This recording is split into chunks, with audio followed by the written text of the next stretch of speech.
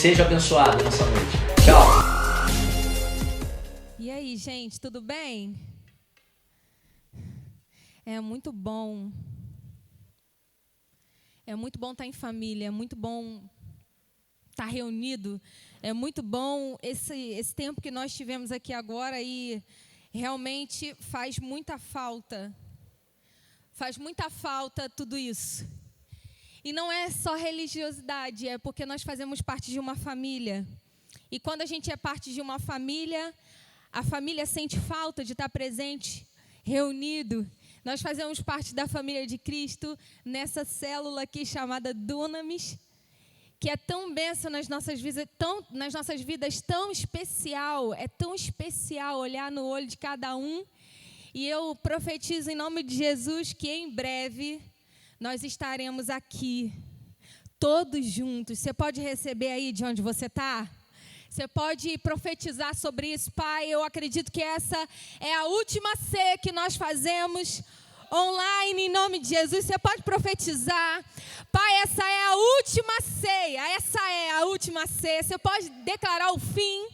Você pode declarar o fim da corrupção, você pode declarar o fim da falta de saúde pública, você pode declarar o fim desse isolamento social, você pode declarar o fim dessa quarentena, o fim desse vírus. Eu creio que a nossa palavra, a nossa postura e a nossa posição pode muita coisa. E a Bíblia me garante que a nossa oração pode também muita coisa. A oração de um justo tem muito efeito, pode muito em seus efeitos. Mas não é sobre isso que eu quero falar nessa noite. E eu estou especialmente mais nervosa do que eu de costume, porque é uma mensagem um pouco diferente daquela que eu costumo trazer.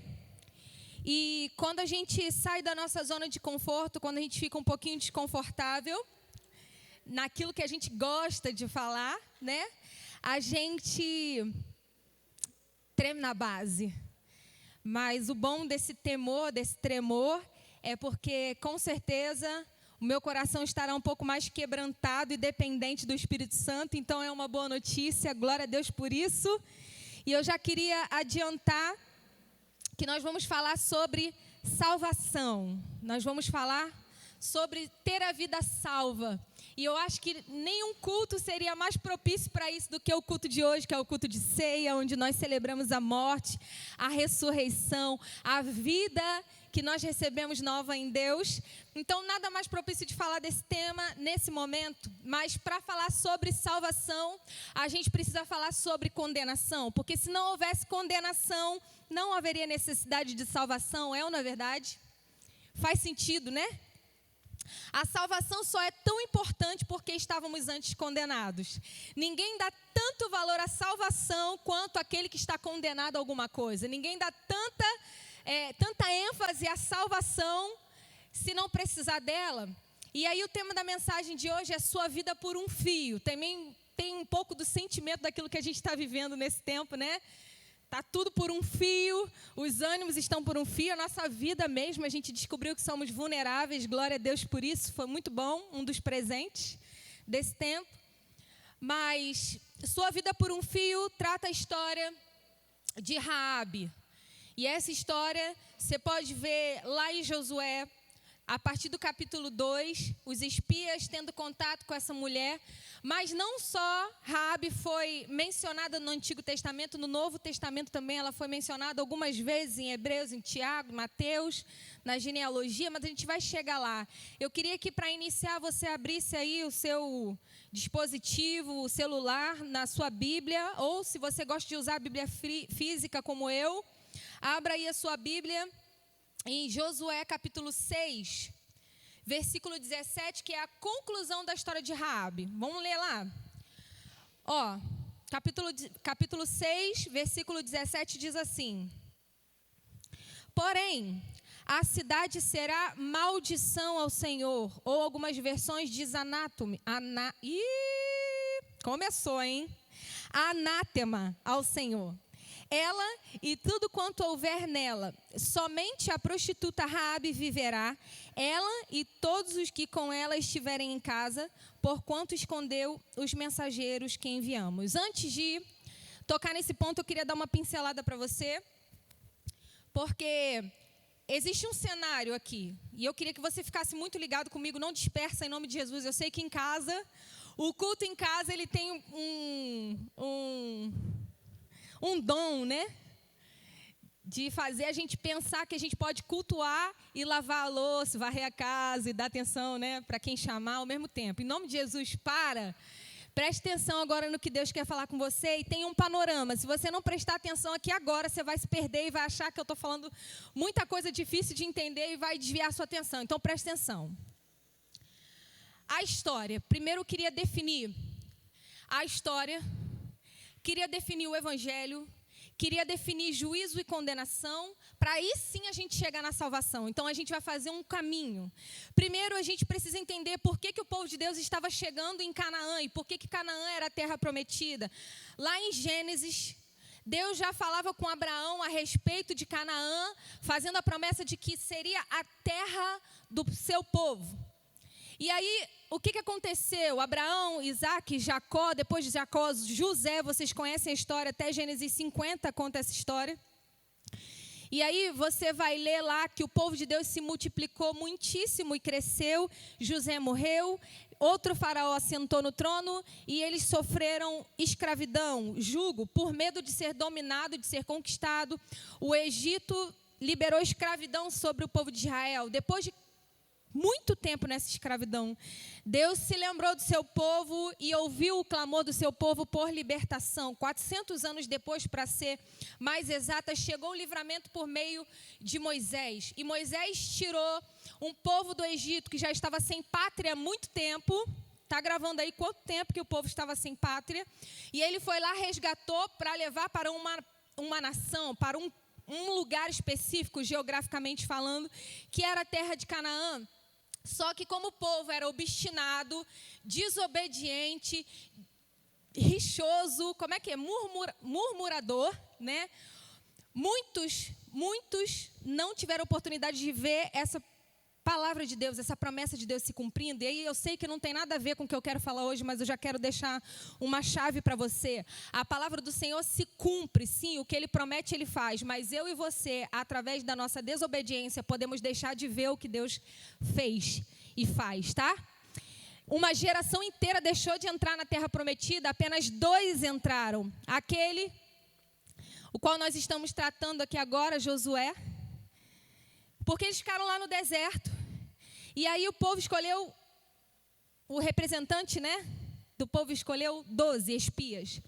Os 12 foram, olharam a terra e só 2 viram que ela era muito boa. O restante se viu como gafanhoto. O restante se viu como era difícil demais, era algo muito difícil para Deus realizar, porque eles estavam baseados em suas próprias forças, em suas próprias expectativas.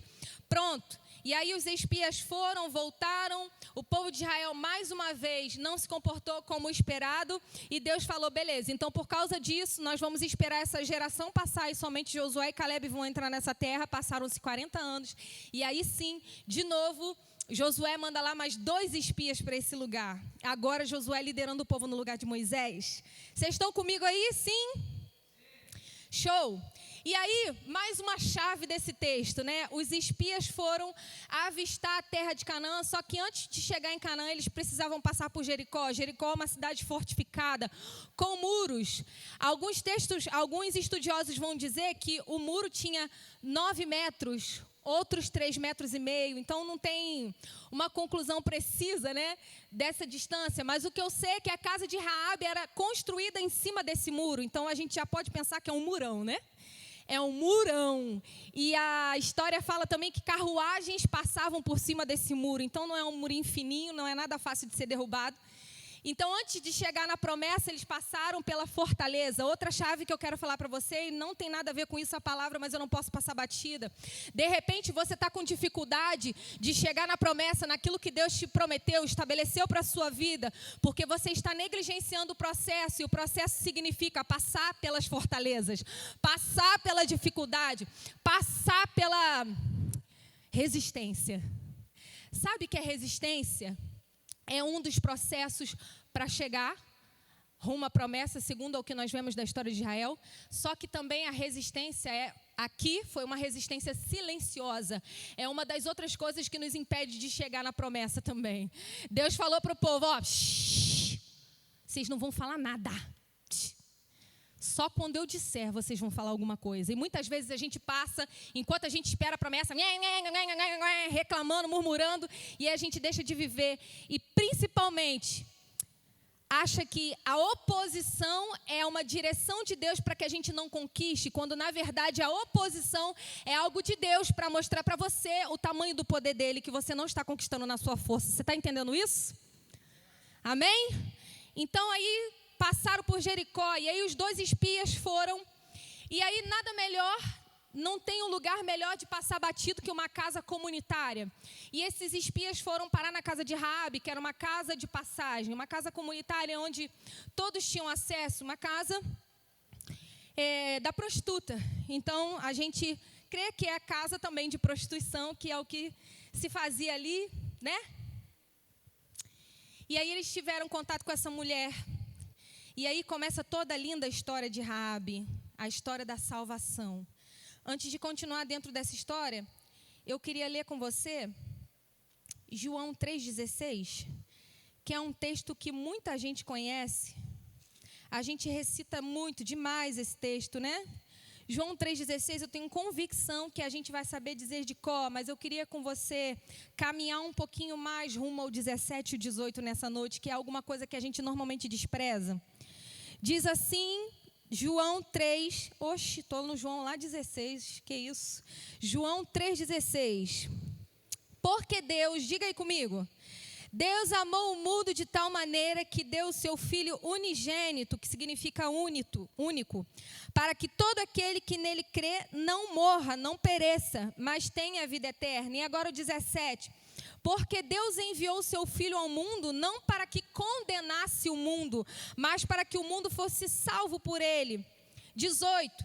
Quem crer nele não é condenado, mas quem não crê já está condenado, porquanto não crê no nome do unigênito Filho de Deus. Então, a gente sabe que a história de Jesus é uma história de salvação, porém é uma história de salvação, é uma boa notícia para pessoas que estavam condenadas.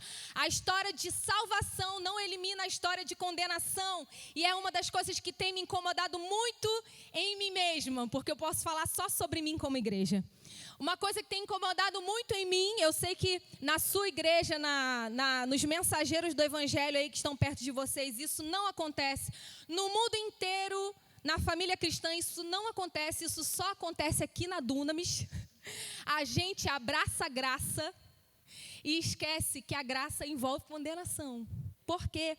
Para que a gente precisaria de graça se não houvesse condenação? Não é verdade? E aí, a Bíblia está falando aqui no Novo Testamento, que fique claro em João, que Jesus é a boa notícia para aqueles que estavam condenados, porém, não para todos, mas para aqueles que crescem no Filho de Deus. A salvação está atrelada a uma condição, a condição de crer e confessar que Jesus é Salvador das nossas vidas. Amém? E aí, quando a gente vê essa história de condenação, a gente fica, meu Deus, que lei! Eu queria lembrar as palavras de Jesus, que ele não veio para cancelar a lei, ele veio para cumprir, fazer com que a lei se cumprisse nele, amém? Então vamos amar a lei, porque no cumprimento da lei está Jesus, e Jesus é o nosso amado e a nossa boa notícia. E só poderia haver cumprimento de lei se a lei existisse, assim como a salvação só poderia existir se houvesse condenação. E aí, esses condenados, né? Eu queria falar mesmo sobre o inferno, que é o destino dos condenados. O inferno é o destino dos condenados.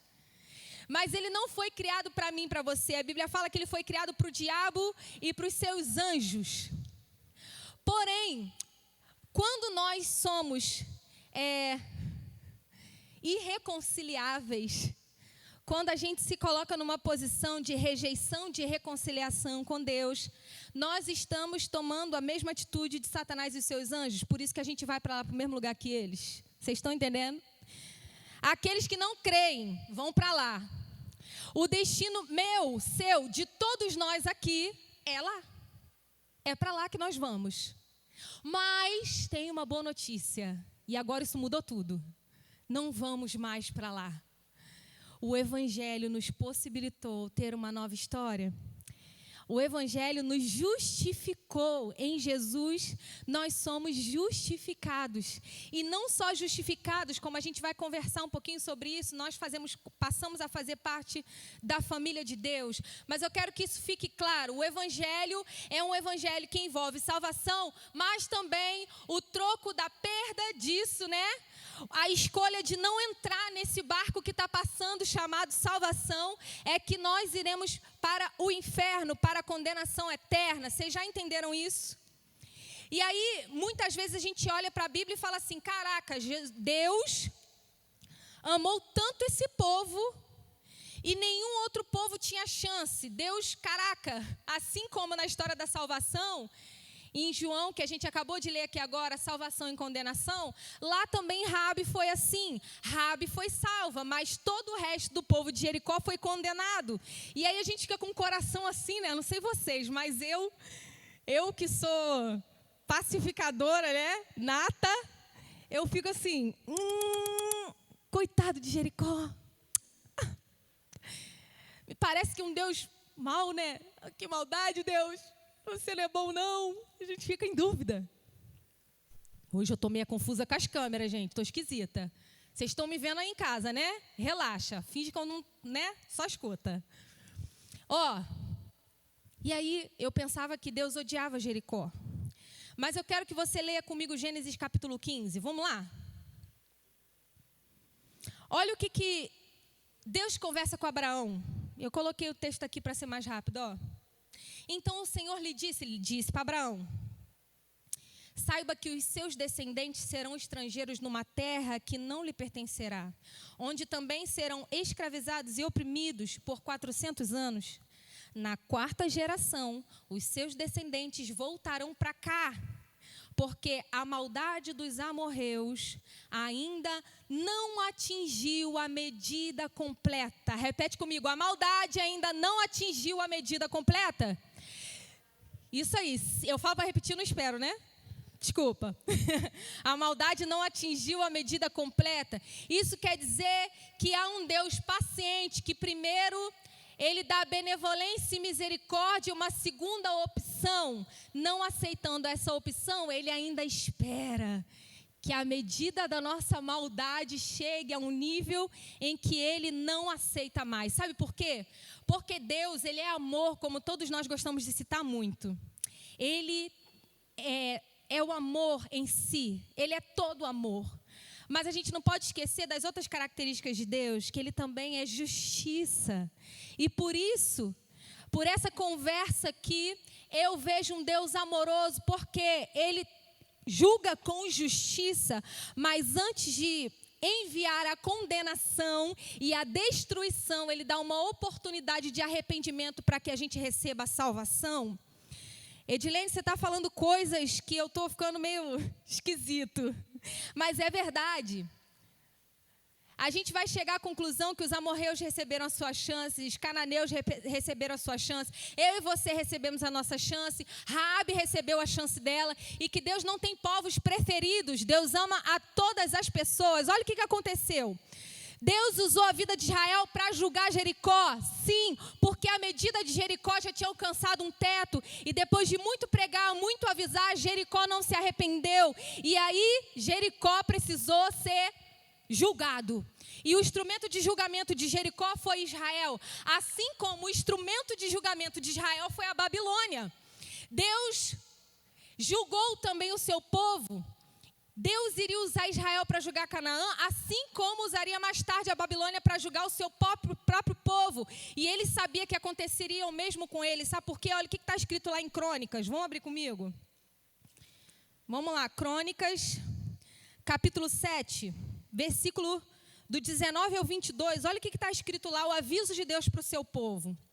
Porém, se vós vos desviardes e deixardes os meus estatutos e os meus mandamentos que vos tenho proposto, e fordes e servirdes outros deuses e vos prostrares a eles, eu os arrancarei da minha terra que lhes dei, e lançarei da minha presença essa casa que consagrei em meu nome, e farei com que seja provérbio entre todas as gentes. E dessa casa que fora tão exaltada, qualquer que passar por ela se espantará e dirá: por que fez o Senhor assim com essa terra e com essa casa? E o 22, e dirão: porquanto deixaram o Senhor, Deus de seus pais, que os tirou da terra do Egito, e se deram a outros deuses, e prostraram-se a eles, e os serviram. Por isso, ele trouxe sobre eles todo este mal.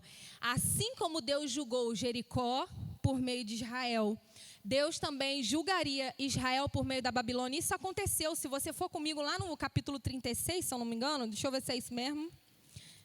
Olha o que acontece lá no 36. A partir do 17. Sim, ó. Porque fez subir contra eles o rei dos caldeus, o qual matou os seus jovens à espada na casa do seu santuário, e não teve piedade nem dos jovens, nem das moças, nem dos velhos, nem dos... E todos os utensílios da casa de Deus, grandes e pequenos, tesouros da casa do Senhor, os tesouros do rei, o tesouro dos príncipes, tudo levou para a Babilônia. E até o 20. E queimaram a casa de Deus e derribaram os muros de Jerusalém. E todos os seus palácios queimaram, destruindo também todos os seus preciosos feitos. E os que escaparam da espada levou para a Babilônia e fizeram-se servos dele e de seus filhos até o tempo do reino da Pérsia. Ou seja, Deus é justo. Deus deu uma ordem que não foi obedecida. Deus deu promessas de bênçãos para os obedientes, mas ele não livraria nem o seu povo caso esse não se livrasse do mau caminho. O que eu quero dizer com isso é que Deus não tinha Israel como preferido e Jericó como odiado. O que Deus tem em seu coração e em sua mente é que a sua palavra precisa ser respeitada e os seus decretos obedecidos, amém?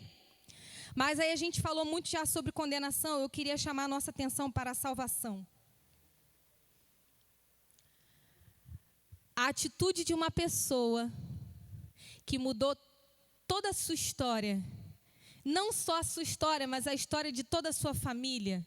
Se você ler Hebreus 11:31, que é um dos lugares onde a prostituta Raabe é mencionada, você vai ver muito bem o que Deus fala sobre ela. Olha lá, Hebreus 11, capítulo 31. Eu queria lembrar que esse Hebreus 11 é a galeria dos heróis da fé. E que essa mulher se trata de uma prostituta, vocês estão entendendo isso? De prostituta a heroína, amém? Por meio da fé. Hebreus 11:31 diz assim, ó, lê comigo aí.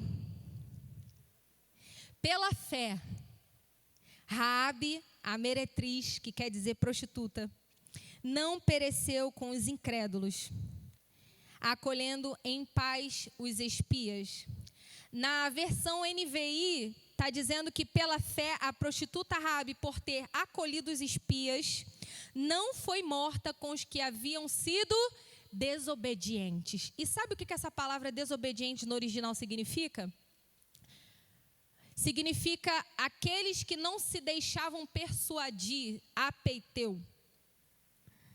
Antes do juízo e da misericórdia, antes do juízo é oferecido a misericórdia.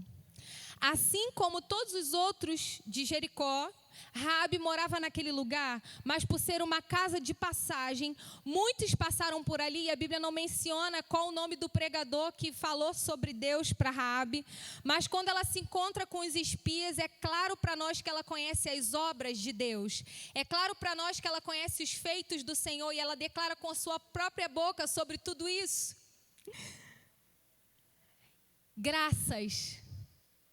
Graças à fé e ao deixar-se persuadir, Raabe recebeu salvação. Se os desobedientes são aqueles que não se deixam persuadir, significa que a mensagem é pregada. E isso significa misericórdia e graça, amém? Deus, ele tem uma medida de iniquidade. ele tem um tempo de conversão, ele tem um tempo em que ele despende misericórdia, mas esse tempo, infelizmente, chega ao fim, assim como aconteceu lá no dilúvio. Se você for em 2 Pedro, ele está falando, 1 Pedro, capítulo 3, ele está falando sobre a destruição do mundo e a salvação de uma família. Mas 1 Pedro fala que naquele tempo Deus esperava pacientemente. Vai lá ler, depois você lê. Deus esperava pacientemente nos tempos de Noé. Ou seja, enquanto a construção durou todo aquele tempo, Noé era um pregador da salvação, mas os que não se deixam persuadir perderam a misericórdia e receberam o juízo.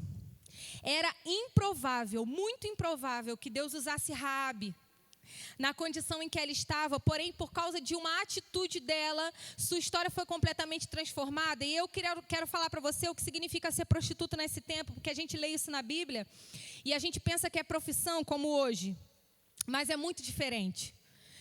Prostituição naquele tempo não estava ligado só à prostituição sexual no que diz respeito a se sustentar, porque muitas mulheres que eram rejeitadas só tinham esse fim como sustento. Não era só isso, era também uma prática religiosa daquele povo. Uma prostituta era como se fosse uma sacerdotisa daquela religião. Era uma profissão religiosa, práticas sexuais e adoração através do seu corpo e através dessas atrocidades. Inclusive, não era só o que tinha de ruim naquela religião lá, não. Sacrifício de crianças era uma coisa que era comum na religião lá, onde Raabe vivia. E ser prostituta naquela cidade significava ter respeito, ser uma sacerdotisa. E eu vejo com isso que não há sujeira tão grande que o Senhor não possa limpar. Não há sujeira tão grande que o Senhor não possa limpar, assim como não há uma pessoa tão distante que Deus não possa aproximar. Para Deus, o que moveu o coração de Deus, o que Deus olhou em Raabe não foi o que ela fazia, porque nós vimos na minha última pregação que o nosso pecado não é quem a gente é, o nosso pecado é aquilo que a gente está praticando. Quando Deus olhou para Raabe, Deus viu possibilidade de cura e de salvação e ela ouviu. E por isso ela fez uma aliança, porque Deus não é movido por aquilo que a gente está fazendo, Deus é movido por aliança. E no momento em que nós, independente da sujeira em que nós estivermos mergulhados, decidimos levantar as mãos e fazer a aliança com o Senhor, nesse mesmo momento Ele libera cura e salvação para nós. É forte demais. Nessa altura do campeonato, Deus já tinha derrotado 60 povos. E Raabe fala, cada um, eu sei que ele abriu o mar vermelho, eu sei que ele derrotou, eu sei. E com isso ela faz uma profissão de fé, de que acredita em Deus. E aí eu quero destacar algumas atitudes de Raabe, que estão lá no capítulo 2 de Josué. Vamos ler juntos? Josué, capítulo 2. Vamos lá, rapidinho, meu tempo está acabando. Eu prometo, gente, que eu estou acabando. Capítulo 2, versículo 9. E disse aos homens, bem sei que o Senhor vos deu essa terra, e que o pavor de vós caiu sobre eles, e que todos os moradores da terra estão desmaiados diante de vós, porque temos ouvido que o Senhor secou as águas do Mar Vermelho diante de vós, quando saísseis do Egito, e o que fizeste aos 2 reis dos amorreus, que estavam da além do Jordão, os quais destruístes. Ouvindo isso, desmaiou o nosso coração, e em ninguém mais há ânimo algum por causa da vossa presença, porque o Senhor vosso Deus é Deus em cima nos céus. Grava isso. O Senhor vosso Deus é Deus em cima dos céus e embaixo da terra. É Ele que manda na parada toda. E agora, pois, jurai-me, vos peço pelo Senhor. Me jura, vou falar na minha linguagem de hoje. Jura para mim que por ter reconhecido o Senhor e por ter entrado e feito aliança com Ele, tendo decidido participar das suas obras, salvando vocês, jura para mim que vocês vão me livrar também. E os espias juraram. Então a primeira atitude de Raabe foi crer, ter fé e confessar. A segunda atitude foi reconhecer o pecado do seu povo, a iniquidade do seu povo, a sua própria iniquidade. A terceira foi obedecer. Porque logo após essa decisão de Raabe de crer e de fazer aliança, os espias disseram para ela: ok, nós fazemos uma aliança com você, mas nós estamos desobrigados dessa aliança, se você não cumprir cada detalhe do que nós vamos te falar agora. O que move o coração de Deus, como eu já disse, não é linhagem, não é o tipo de pessoa que você está sendo nesse tempo, muito menos as circunstâncias em que você se encontra. O que move o coração de Deus é a aliança, e a aliança só pode ser feita com fé e obediência. Não há aliança sem fé e obediência, porque por meio da fé a gente acessa a graça e por meio da obediência a gente anda como aqueles que são alvos de graça. É a sua nova identidade em Deus, obedecer é a sua nova identidade, só que a gente costuma parar na graça. A gente foi salvo e acabou, não, agora eu preciso andar como alguém que foi salvo, e Raabe fez isso. Raabe ouviu falar do Deus de Israel, que cuidava do seu povo. Ela queria esse Deus para si. E ela deu um passo de fé, tomando uma atitude que a levaria a ser salva. E porque foi salva, com a recompensa da sua fé, ela decidiu obedecer. E todos da sua casa, não só ela, foram salvos. E eu quero dizer que a obra de Jesus não para na salvação. Após colocar o fio de escarlate, um fio vermelho, na sua janela para identificar a sua casa, para quando aquelas pessoas passassem e soldados passassem, eles não fossem mortos nem destruídos. Raabe estava fazendo uma coisa que o povo de Israel tinha feito há pouquíssimo tempo atrás. Aliás, há muito tempo, né? Libertação, Páscoa, vocês estão lembrando de alguma coisa? O anjo da morte passou lá no Egito, matando todo mundo, todo primogênito. Só que as casas em que tinha uma marca vermelha, o anjo passava direto e livrava, que era a casa do povo de Israel. Eu quero dizer que o sangue, o fio, foi o meio de identificação daqueles que estão livres da morte. E não só da morte. Quando Deus faz uma aliança conosco, salvando as nossas vidas, Ele também prepara um futuro para nós. Em Mateus capítulo 1, versículo 5, mostra Raabe casando com um homem de Deus e passando a pertencer à sua linhagem real. E também da genealogia de Jesus, porque de Raabe depois, lá na frente, veio Davi. E Jesus veio da linhagem de Davi. E não só um futuro de prosperidade, o pertencimento à sua família, mas também a posição na galeria da fé. A fé de Raabe foi vista por Deus e mencionada para que nós hoje tivéssemos a mesma atitude. E eu queria lembrar você nessa noite, o cenário, se o louvor quiser vir para cá, já pode vir. Existem 3 cenários aqui que eu queria destacar para a gente orar nessa noite. A Raabe, pré-espias, a prostituta, a sacerdotisa que usava o corpo para culto, em orgias e coisas horríveis, uma sujeirada terrível. Talvez exista alguém escutando aqui, ouvindo os nossos cultos, e esteja nessa condição impura.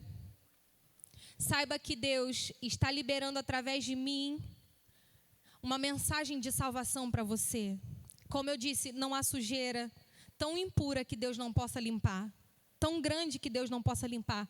Então, se você está como Raabe estava, em nome de Jesus, hoje tem cura para você. O Senhor libera cura para você, salvação para você, justificação para você. Basta você crer. E como Raabe fez, dar um passo de fé, professando que Deus é Senhor, que Deus é Salvador. Você só precisa tomar essa atitude e receber a salvação de Deus confessando. A palavra de Deus fala que se confessarmos os nossos pecados, Ele é fiel e justo para nos perdoar de todos os pecados e nos purificar de toda injustiça. Deus purifica. E a mesma palavra de Deus fala que quando todos quantos receberam Jesus, receberam junto com isso o direito de serem filhos, feitos filhos de Deus, ser parte da família de Deus. Então, se você é dessa pessoa que é pré-espias, Raabe, pré-confessar, hoje é noite de você confessar e receber salvação em Jesus. E eu quero chamar a atenção daquelas pessoas pós-espias, pós-aliança. De repente, Deus, você já confessou Jesus como Senhor e Salvador da sua vida, mas você não está andando em obediência. Raabe, se ela não fizesse tudo quanto os espias disseram, sabe? Coloca o fio, chama a sua família, coloca para dentro, todos que você tem da sua casa, chama para junto de você, fiquem lá, não saiam e deixa o fio para que a gente identifique. Há um processo de obediência ali. Então, de repente, você está aí em casa, mas você até já confessou, mas você não está obedecendo o processo de obediência, você não está andando conforme a sua nova identidade de salva. Hoje, há perdão de Jesus liberado para você nessa noite, e é tempo de você se arrepender em nome de Jesus, assim como está lá em Apocalipse, capítulo 2, versículo 5, Deus fala para a igreja de Éfeso: ei, olha só, eu tenho contra você que você perdeu o primeiro amor, agora eu tenho um antídoto, você precisa se lembrar de onde você caiu, você precisa voltar lá atrás, se arrepender e praticar as primeiras obras. Praticar obras de justiça significa obedecer. E tem o terceiro cenário. De repente você confessou, você está obedecendo, mas você é um espia frustrado. Eu quero te convidar a ser um espia e entrar na casa de prostitutas, levar salvação, levar aliança. Eu quero te desafiar a ser um soldado de Deus onde você está. Eu quero te desafiar a estar a serviço de Deus aonde você está e não se diferenciar das pessoas que ainda não conhecem. Está na hora de nós entrarmos nas casas que precisam de salvação e levar a aliança de salvação para as pessoas. E eu quero hoje fazer esses 3 apelos para você que precisa confessar Jesus, para você que já confessou e precisa se arrepender, mas para você que está aí como espia frustrado e não está anunciando a palavra de aliança e de salvação de Jesus. Eu quero te chamar a acordar nessa noite, que você se torne um agente do reino de Deus, um agente de aliança, um agente de salvação, um agente de livramento e um agente de cura, um agente que vai trazer nova história para a vida de pessoas condenadas, em nome de Jesus, amém? Aleluia. Vamos cantar, se arrepender e deixar que o Espírito Santo fale com a gente nesse momento para que a gente possa orar. Tens liberdade aqui, Espírito de Deus, Espírito de Deus. Tens liberdade aqui, Espírito Santo, Espírito Santo. Tens liberdade aqui, Espírito de Deus, Espírito de Deus. Tens liberdade aqui, Espírito Santo, Espírito Santo. Eu sou tua casa, tua morada, eu sou teu lar. Mude as coisas de lugar, eu sou tua casa, tua morada, eu sou teu lar. Mude as coisas de lugar.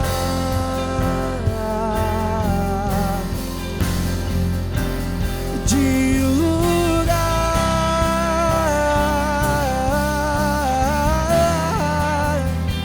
O teu perdão é completo. O teu perdão é completo, ele sara minha alma, ele sara minha alma. O teu perdão é completo, o teu perdão é completo, ele sara minha alma, ele sara minha alma. Eu sou